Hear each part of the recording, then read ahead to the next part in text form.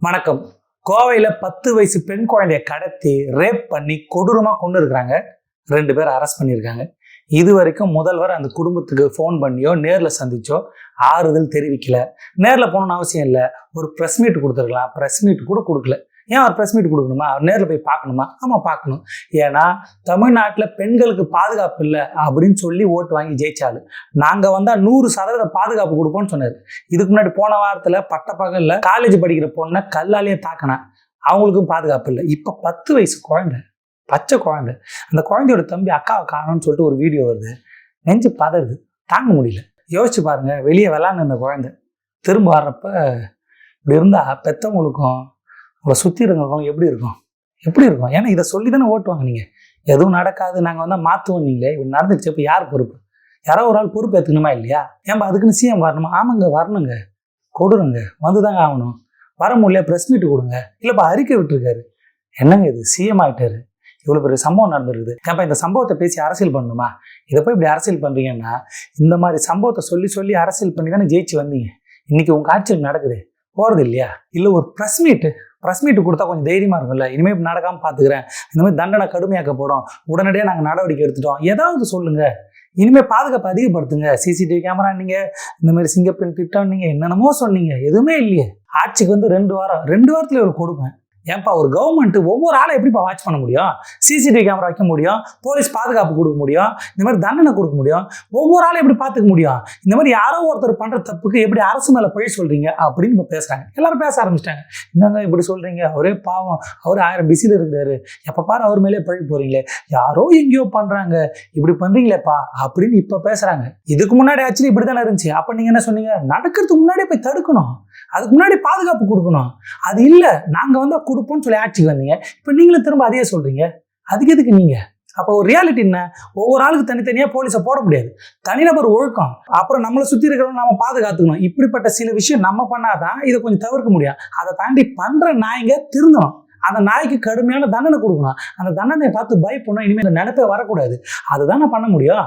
இதுக்கு முன்னாடி இன்ஃப்ளூயன்சர்ஸ் இந்த வீடியோ போறவங்கன்னா கத்தணும், பெண்களுக்கு பாதுகாப்பு இல்லை. இப்போ பாதுகாப்பாக இருக்கிறாங்களா? அப்போ பேசணும். இப்போ எங்க இப்படி ஒருத்தன் வரல பிதுக்குவான், ஹாய் விஷயம் அங்கி, அவளாம் எங்க? இல்லை, இதை வச்சு காமெடி பண்ண விரும்பல. அவளாம் எங்க? மக்கள் பதில் சொல்லுங்க, சொசைட்டி பதில் சொல்லுங்கன்றாங்க. கவர்மெண்ட்டு கேள்வி கேட்க மாட்டானுங்க. இதுக்கு முன்னாடி இருந்தப்ப கவர்மெண்ட், இப்போ மக்கள். என்ன இது? எங்க போனானுங்க அவனுங்களாம்? பேசணுன்னு காணமே. இதுக்கு முன்னாடி பேசினா இப்போ பேசியிருக்கணும்ல, இப்போ வந்து நின்று இருக்கணும்ல, ஆளுக்கால் 10 ரீல்ஸ் போட்டுருக்கணும்ல, 10 வீடியோ போட்டுருக்கணும்ல, இந்த கவர்மெண்ட் சரியில்லைன்னு சொல்லியிருக்கணும்ல, இருந்தால்தான் தான் அது பாதுகாப்பே இல்லைன்னு சொல்லியிருக்கணும்ல, 10 வயசு குழந்தைக்கு பாதுகாப்பு இல்லைன்னு சொல்லணும்ல. குழந்தைங்க எவ்வளோ கஷ்டமாக இருக்குது. நேரம் சிஎம் அங்கே போயிருக்கணும்ல. ஒரு ப்ரெஸ் மீட்டு, ஒரு சிஎம் ப்ரெஸ் மீட் கொடுக்க மாட்டாரா? கொடுக்காம அப்புறம் என்ன சிஎம்? கேள்வி கேட்போம்ல. அவர் தானே எங்களுக்கு சிஎம், எல்லாருக்கும் அவர் தானே சிஎம். இவ்வளோ பெரிய விஷயம் நடந்திருக்கு, இன்னும் கண்டுக்காமல் இருந்தால் என்ன? அறிக்கை கொடுத்தா போதுமா? இல்லைப்பா எம்எல்ஏ போயிட்டாருப்பா, எம்எல்ஏ போய் அங்கே அழுதாரு, பார்த்தீங்களா இல்லையா? அங்கே பாருங்க,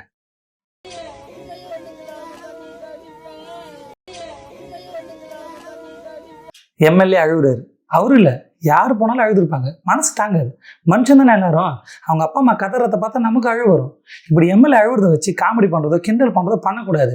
ஆனால் இதுக்கு முன்னாடி 41 பேர் இறந்தப்ப அப்போ இருந்த மினிஸ்டர் போய் அழுதாரு. அதை நீங்கள் என்ன பண்ணீங்க? கிண்டல் பண்ணீங்க, கேலி பண்ணீங்க, ரொம்ப கேவலமாக பேசுனீங்க. இப்போ ஒரு மனுஷன் அழுகுறாருல, அந்த அழுகு எல்லாருக்கும் வரும், எல்லா பிரச்சனையும் வரும். அதிகாரத்தில் இருந்தாலும் வரும், அதிகாரத்தில் இல்லைனாலும் வரும், மனுஷனாக இருந்தால் வரும். அவர் மனுஷன் அழுகுறாரு. இதுக்கு முன்னாடி அழுது ஒரு மனுஷன், அதை கிண்டல் பண்ண நீங்கள் மனுஷனை சொல்லுங்க. அதை கிண்டல் பண்ண நீங்கள் மனுஷனை, அதை கிண்டல் பண்ணி அதை பேசி வெறுப்பேற்றி ஓட்டு வாங்கி ஜெயிச்சிருக்கீங்க. இப்போ அழுகுறாரு, இதை கிண்டல் பண்ண முடியுமா? அது உண்மையான அழுவு நமக்கு வருது, நாமளும் போனால் அழுதுருவோம். இதெல்லாம் நியாயமா? இப்படியே ஒரு அரசியல் பண்ணி ஜெயிக்கணும். ஜெயிச்சிட்டிங்களா, இப்போ போங்க, போய் அழுவுங்க, ஆறுதலாக இருங்க, 4 வார்த்தை பேசுங்க, கடுமையான தண்டனை கொடுங்க. இப்போ அதை பற்றி பெண் அமைச்சர்கிட்ட கேட்குறாங்க, அவங்க பதிலை பாருங்க. இது சிறுமி கடத்தி கொலை செய்யப்பட்டிருக்காங்க. அது தளபதி ஆட்சியில் இதுமாதிரி நடக்காது, சிங்கப்பெண்கள் எது கொடுத்துருக்காரு, இதான் பதில். இதுக்கு தான் ஆட்சிக்கு வந்தாங்க. சிரிச்சுட்டே இருக்காங்க. அவங்களுக்கு தெரியாது இப்படியாப்பட்டவங்க தான் அமைச்சராக இருக்காங்க, இப்படியாப்பட்டவங்க தான் எம்எல்ஏ இருக்காங்க. என்ன பண்ணுறது? இப்படி ஒரு நடந்திருக்கு, ஒரு பதட்டம் இல்லை இனிமேல் இப்படி யாருக்கும் நடக்கக்கூடாது, நாங்கள் நடக்க விட மாட்டோம், நான் வந்து ஒரு கடுமையான நடவடிக்கை எடுப்போம், நாங்கள் இருக்கிறோம் கூட, அப்படி கூட பேசலை. தளபதி ஆட்சியில் எதுவும் நடக்கலை, சட்டம் அவங்க சரியா இருக்கு, அப்படி பதில் சொல்கிறாங்க. இப்போ இன்னொரு மினிஸ்டர் அவங்க பிரச்சாரத்தில் போறப்ப பெண்களுக்கு பாதுகாப்பு இல்லை, பெண் அடிமைத்தனம் கத்துனாங்க, கர்ஜிச்சாங்க. அந்த கர்ஜனையை பார்த்து நாளைக்கு இவங்க ஆட்சிக்கு வந்தா கண்டிப்பா இவங்களும் கர்ஜிப்பாங்க, போய் நிற்பாங்க, மக்கள் கூட இருப்பாங்க அப்படின்னு நினைச்சேன்.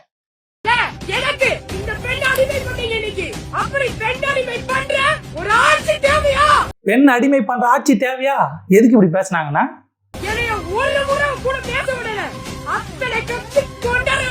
பேச விடல, பேச விடாத பெண் அடிமைத்தனம், பேச விடலைன்றதுக்கு இப்படி கர்ஜிச்சாங்க, இப்படி கோவப்பட்டாங்க, அப்படியே ஒரு மாதிரி கண் கலங்கினாங்க. இந்த ஆட்சியை மாத்துங்க, நாங்க வரோம்னாங்க.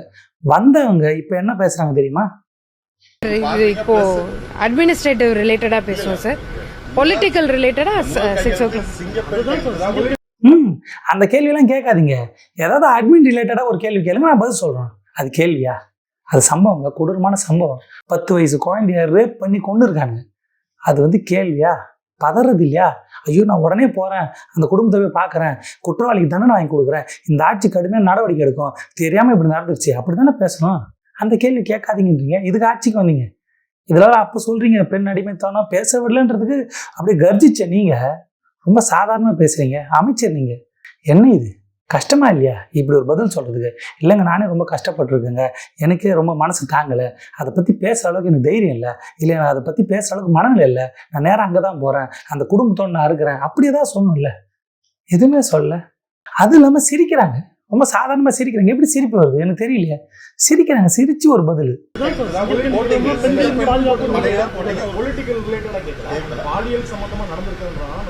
தலைவர் என்ன முடிவு எடுத்தாலும் கரெக்டா இருக்கும் சார். எனக்கு ஒரு சந்தேகம், எப்படி சிரிப்பு வருது?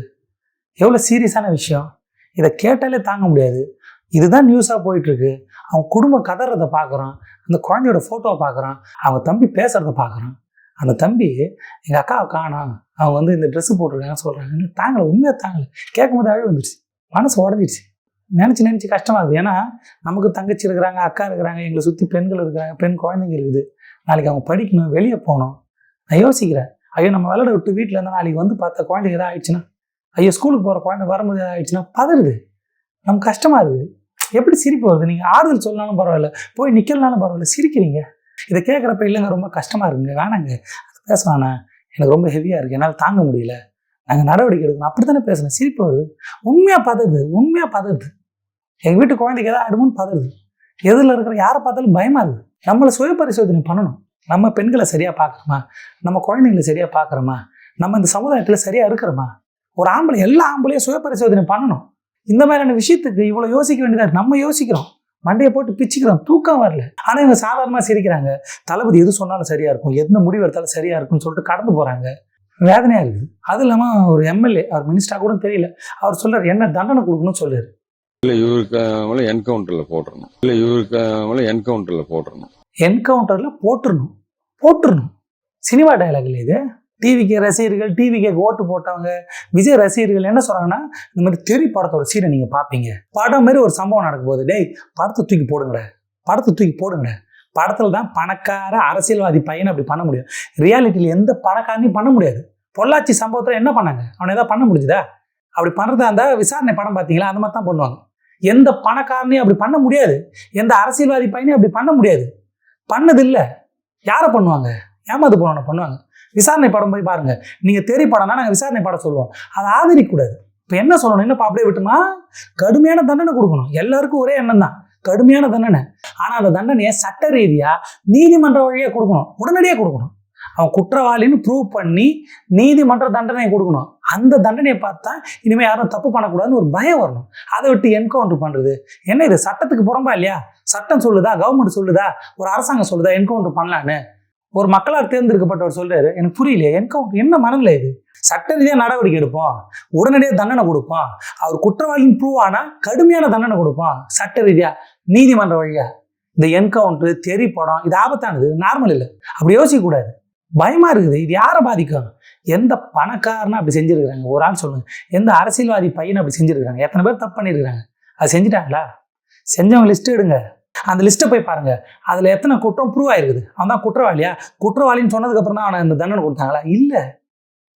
இப்படி பேசாதீங்க. தெரி படம் வேணாம், இந்த என்கவுண்டர்லாம் வேணாம். நீதி வேணும், நியாயமான நீதி வேணும், நீதிமன்ற வழியாக நீதி வேணும், உடனடியாக வேணும், கடுமையான தண்டனைகள் வேணும். இதுதான் நம்ம வைக்கணும். முதல்வர் உடனடியாக நேரில் போய் ஆறுதல் சொல்லணும், இல்லை ஃபோன் பண்ணியாவது சொல்லணும், இல்லை ப்ரெஸ் மீட்டாவது கொடுக்கணும். ஏன்ப்பா முதல்வர் சொல்லி ஆகணுமா? சொல்லணுங்க.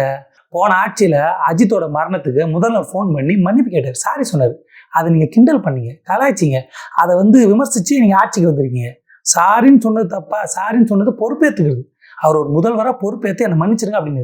நீங்கள் பொறுப்பேற்றி எதாவது செய்யுங்க. ப்ரெஸ் மீட் கொடுங்க, எதுவும் வேணாம், ப்ரெஸ் மீட் கொடுங்க, 4 வார்த்தை பேசுங்க, முடிஞ்சால் நேரில் போய் பாருங்கள். இனிமேல் இது நடக்காத அளவுக்கு ஏதாவது ஆக்ஷன் எடுங்க. இனிமேல் இந்த ரீல்ஸ் போடுறோன்னா நம்பாதீங்க. ரீல்ஸ் போட்டால் எங்கே அவனை தான் தேர்ந்துங்க. எங்கடா நீங்கள் இப்போ பேசுங்கடா, ஏதாவது பேசுங்கடா, இதுவும் குழந்தை தான்டா, எந்த ஆட்சியில் எது நடந்தா என்னடா, ரியாலிட்டியை பேசுங்கடா. இந்த மாதிரி இது முன்னாடி தடுக்கிறோம், இது பண்ணணும், அது முடியாதுடா. எல்லாருக்கு பின்னாடி போலீஸை போட முடியாது.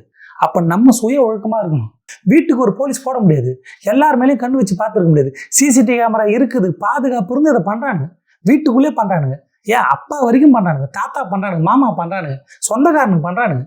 இது என்ன பண்ண முடியும்? அப்போ இந்த மாதிரி பேசுறது நிறுத்துங்க. ரீல்ஸ் போட்டாமல் வாங்க, இப்போ வந்து சொல்லுங்கள், இல்லைங்க நாங்கள் அப்போ வந்து இதுக்காக பண்ணிட்டோம், ஒரு அஜெண்டாவுக்கு பண்ணிட்டோம், இதை எப்படி பண்ணணும், ஓட்டு வாங்குறதுக்காக பண்ணிட்டோம், ஒத்துக்குன்னு மக்களை கொஞ்சம் அறிவாளியாக்குங்க. இந்த ஆட்சியிலேயுமே நடக்காத அளவுக்கு அவங்க நடவடிக்கை எடுப்பாங்க கண்டிப்பாக நம்புகிறேன். நான் வந்து தமிழக அரசுக்கு ஒரு கோரிக்கையாக வைக்கிறேன். இனிமேல் இது நடக்காத அளவுக்கு பார்த்துங்க, கொஞ்சம் ஸ்ட்ரிக்டாக இருக்குங்க, இன்னும் கொஞ்சம் ஏதாவது கடுமையான ஆக்ஷன் எடுங்க. அதுதான் வைக்க முடியும். நீங்கள் முன்னாடியே போய் தடுக்கலை, நீங்கள் அதை செய்யலை, நீங்கள் வந்து இது பண்ணிட்டீங்க, அந்த அரசியல் பண்ண முடியாது. ரியாலிட்டி இல்லை. நீங்கள் முன்னாடி பேசுனது தப்பு, அப்படி பேசியிருக்கக்கூடாது. இன்றைக்கி ஆக்ஷன் எடுக்கணும், நடவடிக்கை எடுக்கணும், இனிமேல் நடக்காமல் பார்த்துக்கணும். அதை தான் நாங்களும் வைக்கணும், நீங்களும் அதை தான் பண்ண முடியும்.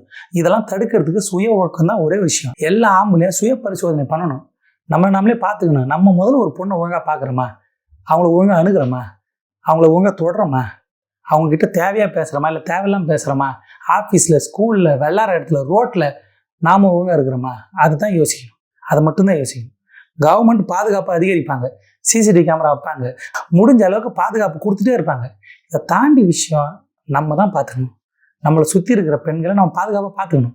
ஏதாவது இன்னும் கேள்வி கேட்கணும், போய் கேளுங்க. மறுபடியும் சொல்கிறேன், இந்த ரீல்ஸ் போட்டோன்னா நம்பாதீங்க, ரீல்ஸ் போடுறத நம்பாதீங்க. அவங்க எலெக்ஷனுக்காக போட்டானுங்க, ஒரு அஜெண்டா செட் பண்ணுறதுக்கு போட்டாங்க, பெண்களுக்கு பாதுகாப்புன்னு சொல்லி ஓட்டு வாங்கி ஜெயிக்கணுன்றதுக்காக போட்டாங்க. இன்றைக்கி மாறி போச்சுல, மாறினோடனே அவங்க வரணும் இல்லை.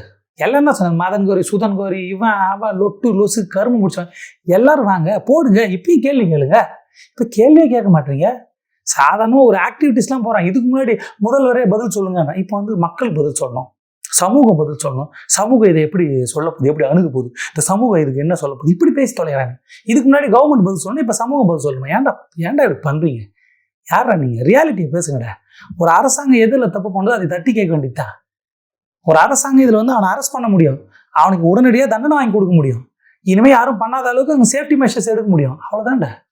வீட்டுக்குள்ள ஒரு அப்பனோ, ஒரு மாமனோ, ஒரு மச்சானோ அவன் வந்து ஒரு பொண்ணுக்கிட்ட தப்பாக நினைக்கிறான்னா கவர்மெண்ட்டுனே பண்ண முடியும். இதைத்தான் முன்னாடி நாங்கள் சொன்னோம். நீங்கள் அப்பெல்லாம் தடுக்கணும். நீங்கள் இப்போ உங்களால் தடுக்க முடியல. ரியாலிட்டி புரியுது, புரிஞ்சாலும் மாற மாட்டீங்கல்ல. இன்னமும் ரீல்ஸு ஏன்னா நடங்கண்ணா, ஃபோட்டோண்ணா, நாங்கண்ணா, தெரி படம்னா. மறுபடியும் சொல்கிறேன், என்கவுண்ட்ரு, தெரி படம், அதை ஆதரிக்காதீங்க, நல்லதுக்கு இல்லை. அது யாரை பாதிக்கும்னா பணம் இல்லாத ஏழையாக இருக்கிறவன் அடித்தட்டு மக்களை தான் பாதிக்கும். போகிற வழியில் எவனையாக பிடிச்சி எதையாவது பண்ணிவிட்டு குற்றவாளின்ட்டு போயிடுவாங்க. அவன் உண்மையான குற்றவாளியானது சட்டம் சொல்லணும், நீதிமன்றம் சொல்லணும், அவங்க தான் தண்டனை கொடுக்கணும். வேணாம், இதெல்லாம் விட்டுருங்க தயவுசெய்து. இன்னிலேருந்து மாறுங்க. அடுத்து ஒரு 5 வருஷம் நல்ல ஆட்சி பண்ணால் திரும்ப வாய்ப்பு கொடுங்க. நல்ல ஆட்சி பண்ணலன்னா கேள்வி கேட்போம், அறிவை யூஸ் பண்ணுவோம், படிச்சிருக்கிறோம். இன்னமும் ரீல்ஸு, ஹீரோ அவர் படத்தில் பண்ண மாதிரி பண்ண முடியாது, அவராலே முடியாது. அவரால் பாதுகாப்பை தான் அதிகரிக்க முடியும். நான் உண்மையாக சொல்கிறேனே, அதுதான் பண்ண முடியும். தயவுசெய்து மாறி வாங்க. இனிமேல் யாருக்கும் நடக்காமல் பார்த்துக்கலாம். நம்மளை சுற்றி இருக்கிறோம், நம்ம பார்த்துக்கலாம். நம்ம திருந்தலாம், ஆம்பளைங்க திருந்தலாம். ஆம்பளைங்க சுய பரிசோதனை பண்ணலாம். தயவுசெய்து அதுதான் ஒரே தீர்வு. ஆம்பளைங்க மாறாமல் எந்த கர்மம் மாறாது. பெண்கள் ஃப்ரீயாக இருக்கட்டும், வெள்ளாட்டம், ஸ்கூலுக்கு போட்டோம், காலேஜுக்கு போட்டோம், ஆம்பளைங்க திருந்தணும். அவனை அடிச்சு வாய உடைங்க, மூஞ்சி கீழங்க நாய்களை. சுய பரிசோதனை பண்ணுங்கள். நம்ம சரியாக இருக்குமா பண்ணுங்கள். நான் பண்ணிக்கிறேன், நான் பண்ணுறேன். ஒவ்வொரு சம்பவத்துக்கு அப்புறம் நான் யோசிக்கிறேன். எல்லோரும் யோசிப்போம். நம்ம தான் மாறணும், நம்ம தான் மாற்றணும். ஒன்றும் சொல்கிறதுக்கு இல்லை.